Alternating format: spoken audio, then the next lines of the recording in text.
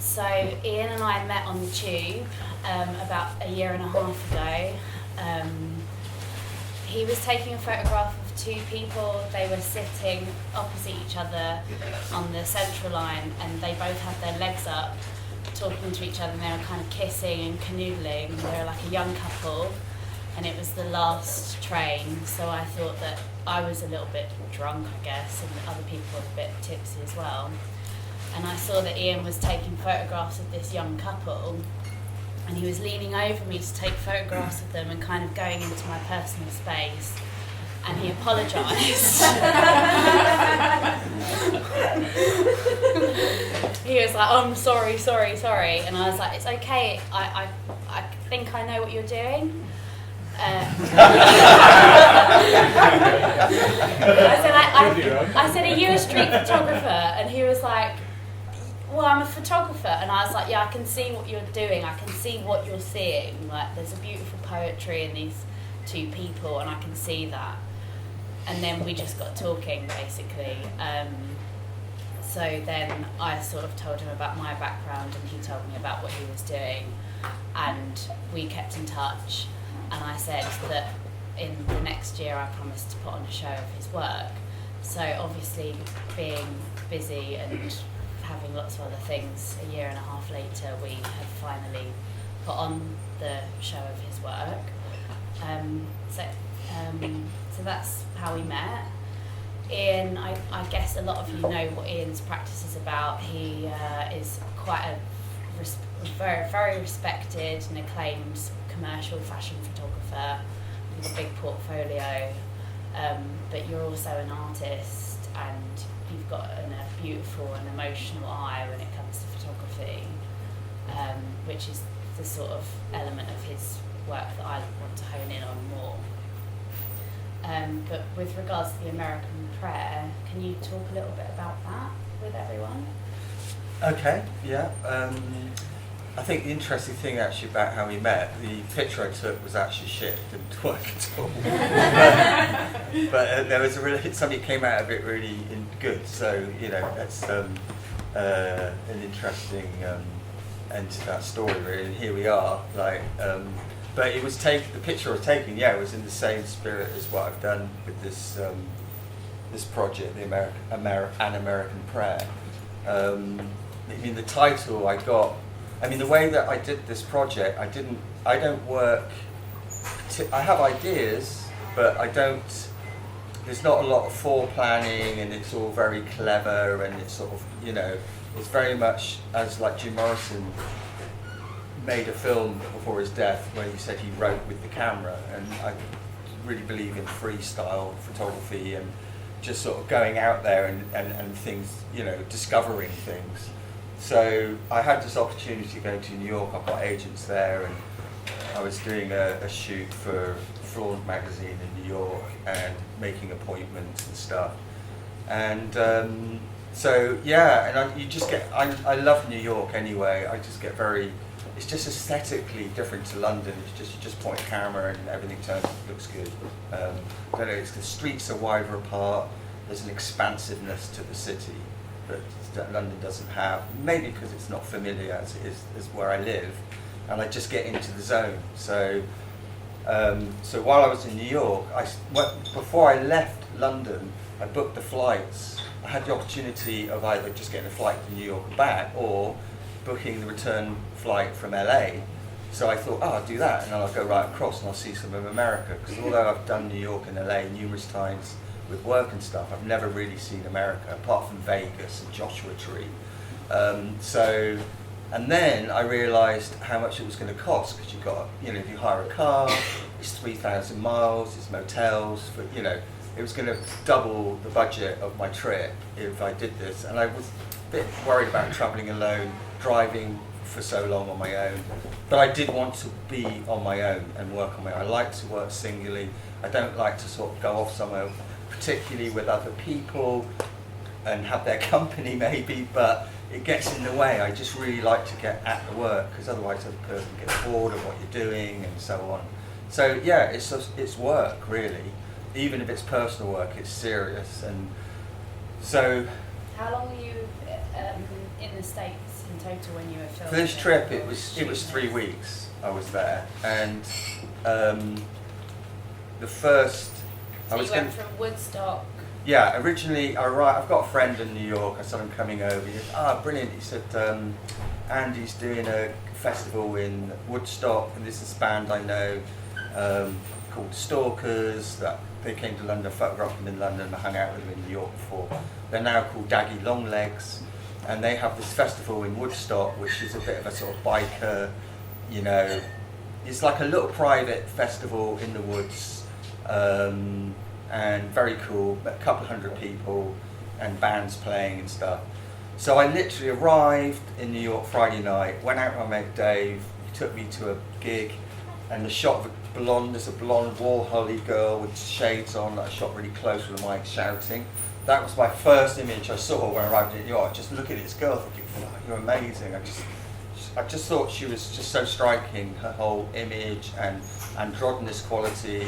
And I took a picture, but it wasn't sort of serious. It was just, I take pictures because I do it impulsively. And that was the sort of beginning of the New York chapter. And New York kind of sucks you in, It's like there's lots going on. I ended up, from the Meltdown Festival in Woodstock, I ended up hitching, I kind of went up there on my own, pitched a tent that I borrowed from my mate, and got the Greyhound bus up to Woodstock. And pitched up, and then there was these girls next to me, and I sort of hung out with them for the evening, and then hitched a lift back with them to London, New York. Sorry, Freudian slip. It's like a parallel universe, New York to London.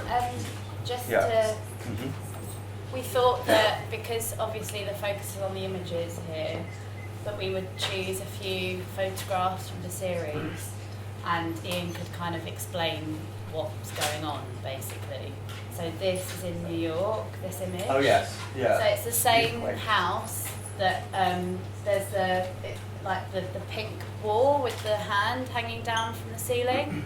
That's the same house, and also the same house that there is like the Kiss sort of background of records, and also the woman that's the man that's singing as well with the makeup on. Yeah, he's in this house as well. Glam rocky guy. Yeah, it's kind of like basically like a loft party in New York, which, to be honest with you, to even have this sort of a squat party still hanging and going on in New York now is quite refreshing, really, because we hark back to the 80s all the time for our inspiration, and for it to be happening like last year is quite nice for us to know that's going on. So could you talk to us about how you met these people and what you were looking for? And so it kind of started in this Woodstock festival, and then came back to New York, and then ended up sort of going to some, a gallery opening.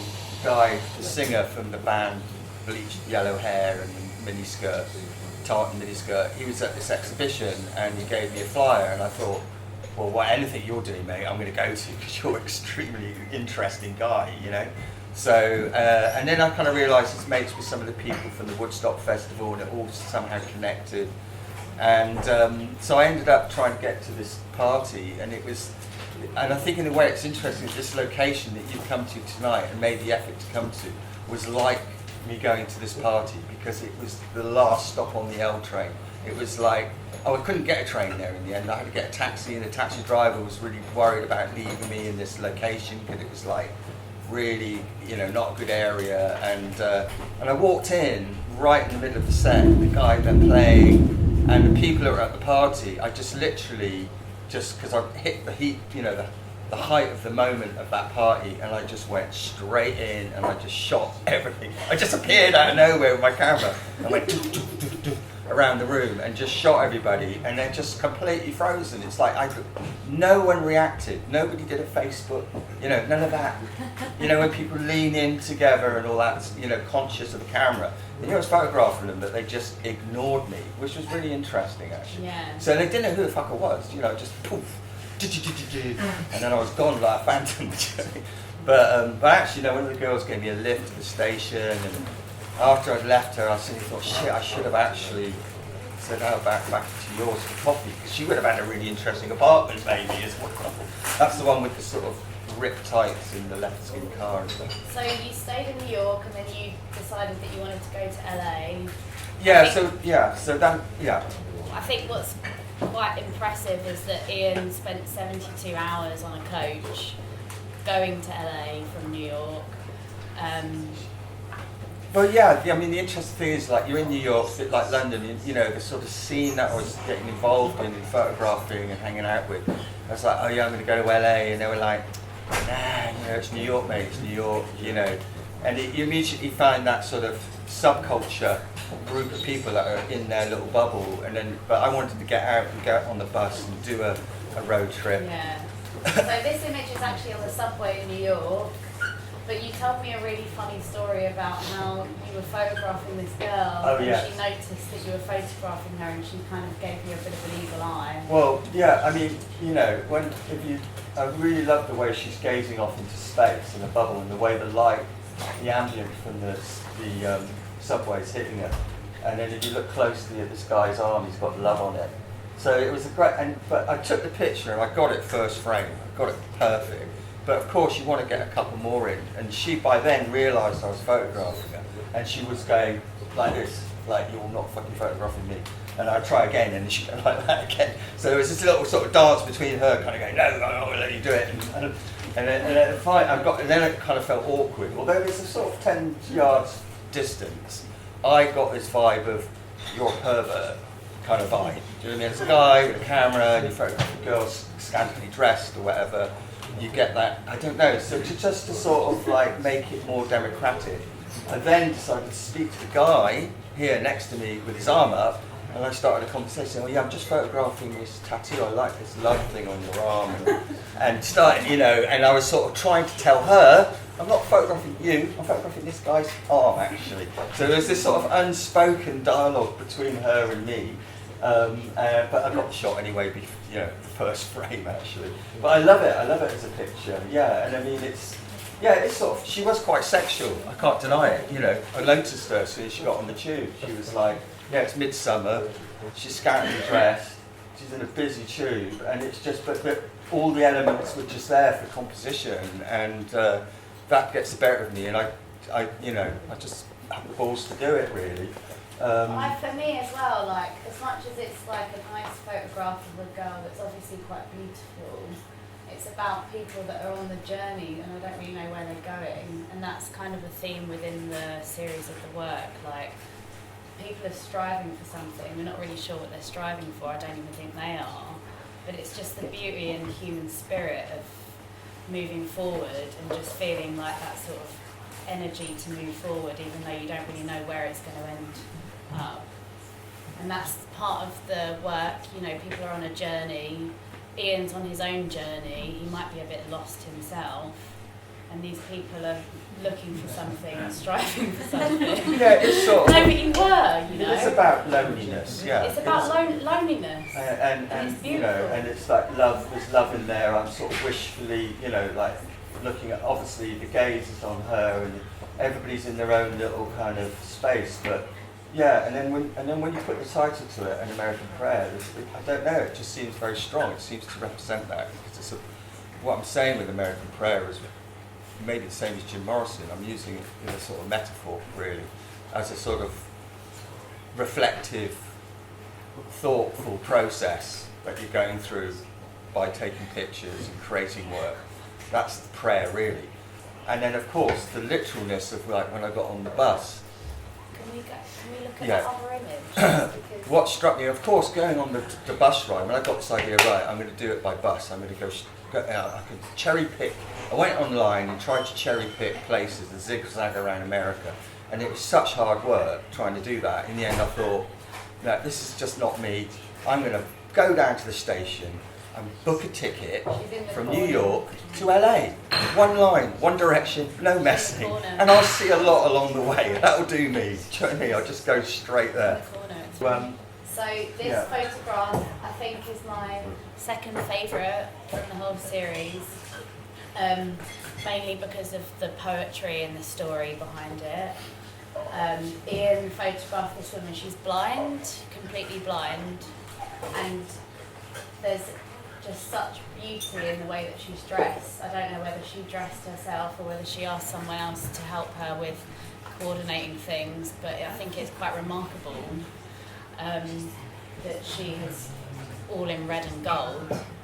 But Iain spoke to her on the coach. This is the coach from New York to LA, and she was really cooperative, wasn't she? Well, yeah, I mean, at first, you know, you sit next to someone and you're kind of a little bit like, you know, I don't know what this person's about. She seemed a bit sort of like there was, you know, that she didn't want me, you know, serious. I don't know. You kind of, when you meet strangers, maybe you project certain things onto people subconsciously. Like, you know, do you really want to give yourself permission to speak to this person and to photograph them and make the effort? And it's not just about taking the picture. It is about the experience, the whole thing. It is personal. And so in the end I did, but if you look closely at the glasses here, look, they're all chipped off, it's all sort of worn out, and they're like 70s glasses, aren't they? But so once I started, but I noticed she had the stick, that she had a blind woman's stick. So anyway, eventually I started talking to her, and then she just told me her sort of story, you know, and how she was blinded when she was 19 by a surgeon who botched an operation on her eyes. That was meant to be a simple, she had some simple thing that was being done and it went wrong and blinded her. So she's been blinded all her life, and her mum says that in her lifetime she hopes that she'll be able to see again, and they live in hope. And you know, and she was quite, you know, honest to me about, you know, like, no, it's shit being blind, really. You know what I mean? She wasn't sort of making any excuses about that. But I think and then eventually I said, you know, would you mind if I take the picture? And then actually the blind story came out later, because she said to me, I remember her saying, she said, do you know I'm blind? And I said, well, yes, I do. I can see you've got a stick. And she said, well, okay, go on then. So I took the pictures, and I think, you know, the thing is with people is they, you know, as opposed to the young girl on the subway who was like thinking I'm perving, or whether I am or not, who fucking cares? But I think you are. Well, yeah, most probably. I most probably was perving when I met Roisin. Do you know what I mean? Maybe it was an excuse to the picture. Maybe I wanted to meet Roisin. I don't know, but you know, it's all a process, isn't it? And there's all these little weases you get up to. But the point is, you know, she was like, I could see that she loved it. You know, I mean, there's a lot of pictures with her smiling. I was very sort of tempted to use one with her looking happy, but it kind of gets cheesy then.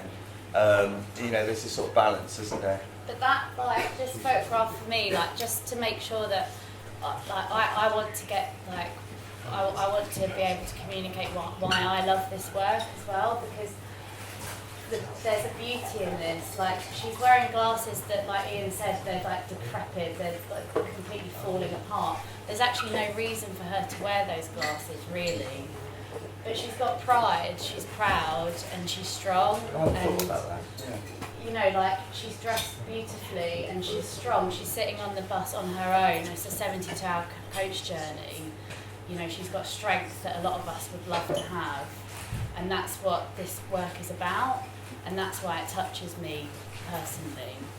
So I think in a way, yeah. I think also that's why I love the work, you know, because these people are normal people.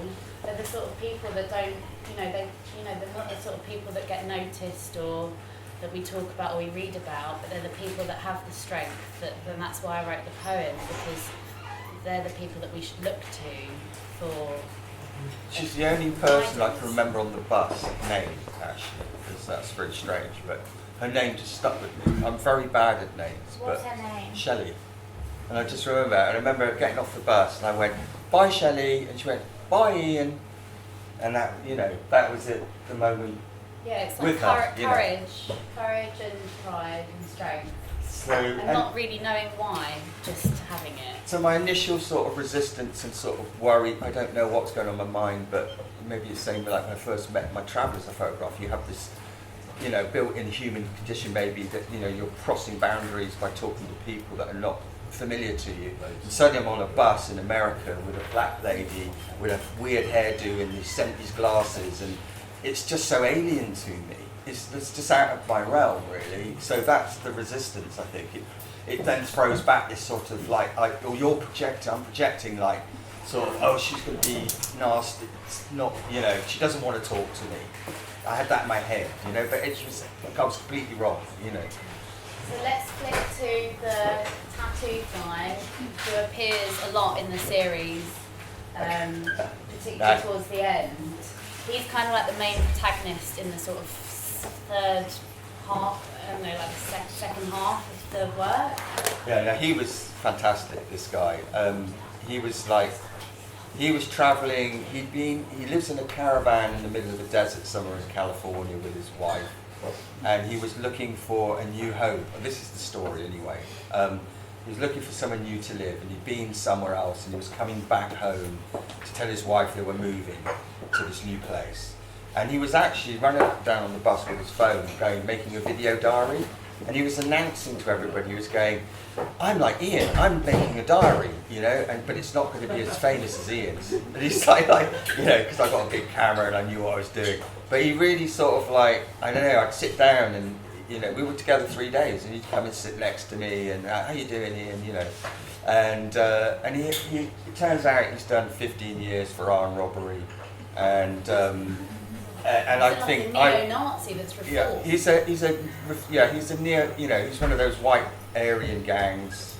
Gas, isn't that right? The white Aryan gangs. You know, they're apparently the most notorious, violent prison people are the white sort of Aryan types. If anyone's seen Prison Break. But anyway, so we're doing this. I take pictures of him. Finally, he's sort of taking his shirt off. And he's just covered from head to toe in tattoos, and it's like his whole story of his life's on his body. He's got like arm bar, you know, prison bars, Jewish, what's the symbol? Star of David. The Star of David. That Star of David on fire with a dagger going into it, and then a huge swastika on his back. The whole of his back's a swastika. But he's tattooed over it with Jesus because he's found God. So, you know, at one point, he's like, there's a standoff with these sort of like gangsters from LA that are on the back of the bus, and there's like, you know, he's taken on 3 of them at the back of the bus. It was all going on. And the next minute he's going, he's telling me how he found God and how he walked into this church, and he you know, God spoke to him, and he's choking up, you know, he's swelling up, his eyes are, you know, he's starting to cry. So there's this really hard man that's like, giving up this bad life. He's tattooed Jesus over the swastika, and he's, you know, he's born again. And then finally goes, we've done a stop. You get off the bus for maybe 15 minutes, maybe an hour, hour and a half, then you're back on the bus. And he gets on and he goes, Iain, I said, Iain, I just overheard they found some heroin on the bus. And oh, right, okay. And then next minute he's like, and he's obviously taken heroin, and he's just completely off his trick. And then he's got off and he's lying on the floor, and the bus driver looks round, she goes, get off the floor, man, you know what I mean, you can't lie on the bed. He sort of gets off, he goes, oh sorry, and he sort of runs to the back and sits down at the back of the bus. But yeah, and actually also I discussed, I said, how about, I was thinking about breaking the journey up by going into a motel for one night. And he said, yeah, look, I tell you what, he said, we'll share a room together. So I thought, this is like Apocalypse Now, you know, when you're going down the river and it's like, whatever you do, don't get off the boat, you know? And it's like, don't get off this bus. Otherwise, this guy's going to nail me in a motel room. Do you know what I mean? So that was that, you know, I stayed on the bus and we never spoke about it again, you know. And then finally he comes up to me on the last day. He wants to get off the bus because there's this junction that you're going to get off, and then he's got like a 20-minute walk and he's home. But the bus doesn't stop at this junction, so he's got to go another 3 hours and then get another bus and go another 2 hours to get home. So he's tried to sort of light a cigarette to get chucked off the bus. And then they turned, and the driver said, if you like that cigarette, mate, yes, you'll be chucked off the bus, but I'll get the police to come and chuck you off. Do you know what I mean? So he didn't do that, and then he came back to me and he said, Ian, he said, listen, I've got a problem. I've got to go. Can you lend me $35? And I said, look, mate, look, no problem. I mean, I've done all these pictures of him, and he gave me the T-shirt where he's got 150 countries. What's it? 150 countries. This is illegal, and there's a red cross on it. And he gave me that as a present. So I gave him the money, and then he took the money and he went, look, God provides. Oh, yeah. So am I God? I mean, what?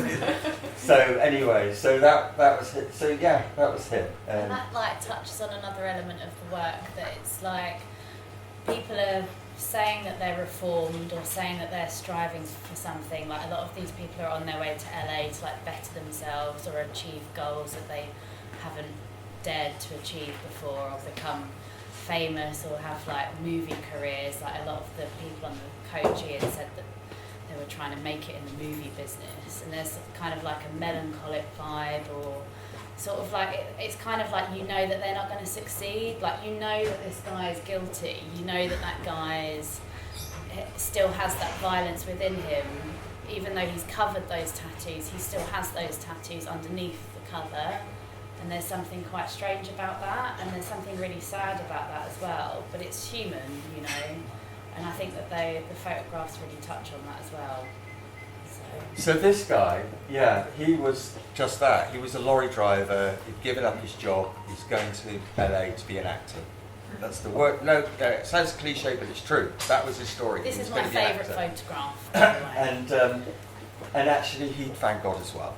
Seriously, he'd found God. He told me his story as well of how he found God. And of course, the whole time he's saying, do you believe in God? And I'm saying, I believe in spirituality. Can we leave it there? Because I don't believe in a little man with a white beard. Do you know what I mean? So, we've heard a lot of people in Britain don't believe in God. So it was quite. So this bus trip. Yes, I knew I was getting on a bus. Yes, I knew I was going to meet interesting people, and they were going to be maybe a bit poor or whatever, travelling, riding the hog, as they say. But what I didn't expect was this sort of this sort of subtext of the religion and the spirituality, the God thing, Jesus. But this guy, he was lovely again. I bond with people. I like, I don't bond with everyone, but. They like it, He's going to be an actor. I'm photographing him. Of course he likes it. He left his job doing what? He was a lorry driver. He's a lorry driver. This man, he looks like Denzel Washington. He's brilliant. He's the proudest man. Look at that look in his eyes. He's filled with pride. And he loved me taking this picture as well. When he saw, you show people on the back of the cameras, don't you, with digital cameras. And he was like, oh my God, because the way his head's floating, and he's sort of, wow, that's amazing. And so it's like a salon. I have little mini salons with people when I'm taking a picture. There's a sort of a relationship within that. And also the other thing was that this was a moment of light. It was like 5 o'clock. You got the sunlight streaming in the bus, and I literally ran down the bus and shot everybody in the sunlight. It's like. There was one of the gangster guys I got who wouldn't let me photograph him earlier because his mate turned around to me and said, if you photograph me, mate, I'm putting you in a box. So but I did get a shot of him really quick then, actually. But there's a shot of the gangster, they're all sort of standing at the bus depot, and there's a little kid in the middle, anyway. But it was just this moment when the light was really golden, and I thought, yeah, I'm going to catch this sort of moment. But there we go. So yeah. So does anyone have any questions? If you don't, that's okay. Is that Carl Cox incognito? Because he might be lying about him being a lorry driver. Yeah, he's like a Detroit techno DJ that's on his way to LA. He doesn't know why. I've got a quick question. Yeah. So out of all of these people that you photographed, and they're all obviously really interesting people, if you could photograph one of them again, which one would you photograph again? I think the guy, I don't even know his name, but the jailbird one, I think, really. I don't know, he sort of got my attention most because he was the most fascinating, you know, because he was, again, it's like the heart, you know, it's the dodgy geezer with the heart of gold. And I just find stuff like that quite appealing. It's, I don't know, yeah. Did you get his contact details? Maybe I'm like that a little bit. Sorry? Did you get any contact details?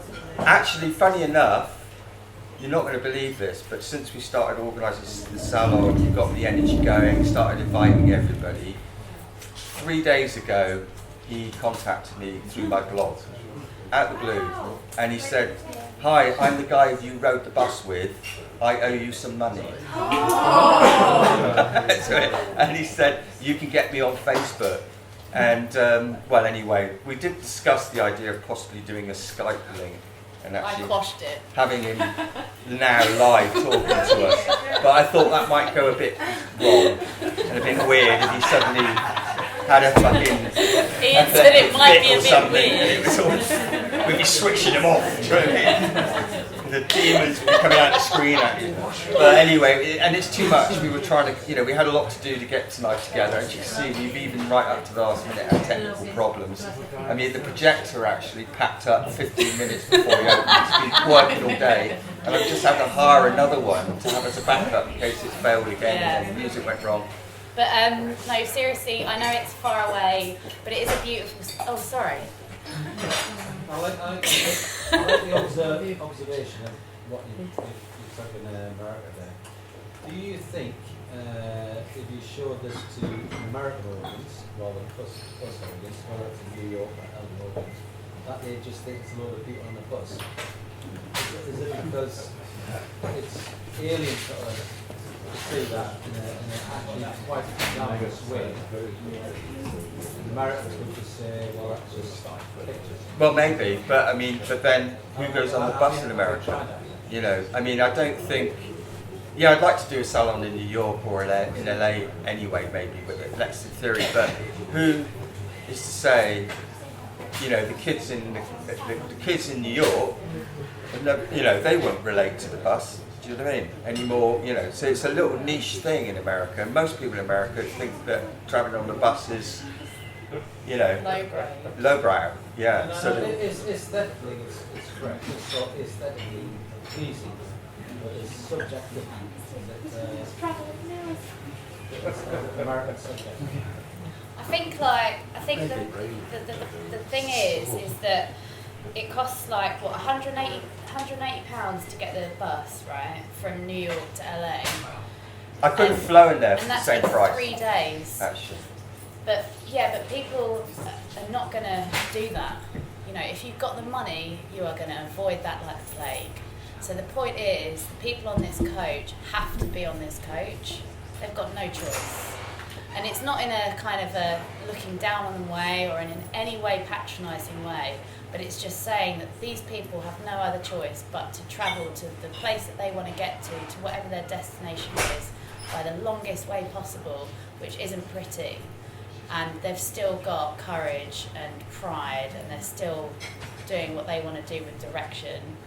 And I think that if we showed this work, or if Ian showed this work to people in New York or in LA from a certain sector, they'd probably think the same as us. They'd probably be like, fucking hell, those people are... I mean, you know, it's very... You know, this is an interesting body of work. I mean, to be honest, Gas, what do I care anyway? Do you know what I mean? I Well, don't really no. care what I care. I don't care. It's my experience, it's my work. Whether people like it or not or whatever. Why should we give it that? The thing is, Doesn't mean anything. I think it's something that we don't realise in England, is that people really do struggle in America so much, and that they need to travel from A to B. And you'll have people in their 60s travelling to jobs just to work at tables because that's the life they have, you know, and they have to survive. And so there's a nobility about it. There's some kind of nobility in their poverty, really. And I think that comes across in this work.